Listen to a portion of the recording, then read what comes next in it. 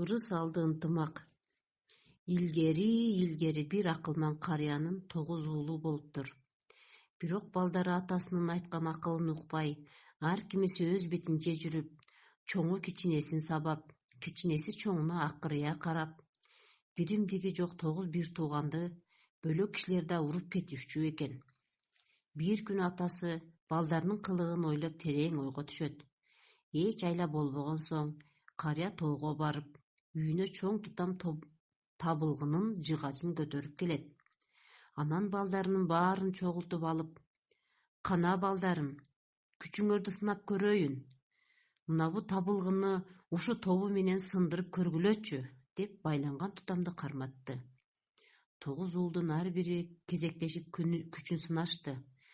Бооланган табылгыны эч кимси сындыра албай, акыры шалдайып отуруп калышты. Карыя табылгынын боосун чечип: "Балдарым, эми бирден сындырып көргүлө" деди. Балдары бирден табылгыны ошол замат эле чарт-чурт сындырып салышты. Алар сындырганына мактанышып, жыргап калышты. Ушул жерде да "сен мен" деп айтыша кетип жатышты. Күчтүүлөрү күчү жогун жыга коюп, кыр көрсөтүп турушту. Эми абышка балдарын отургузуп алып, нускалуу сөз баштады. "Мен силердин келечегиңерди ойлоп капа болом.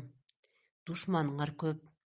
Эгер ыркыңар жок болсо, душман деген силерди жанагы жалгыз табылгыдай чарт-чурт сындырып коюп кете берет.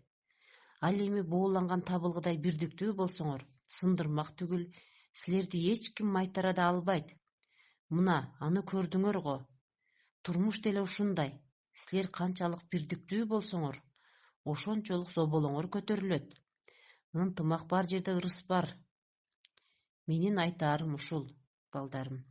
Эсиңер болсо, айтканымды угуп калгыла" деп карыя сөзүн бүтүрөт. Көп узабай карыя кайтыш болот. Балдары атасынын айткандарын эстеп акылга келип, бирдиктүү оокат кылышып, касташкан душманын жеңип, артык дүйнөсү болсо бейбечарага берип, ынтымактуу турмуш өткөрүшүптүр.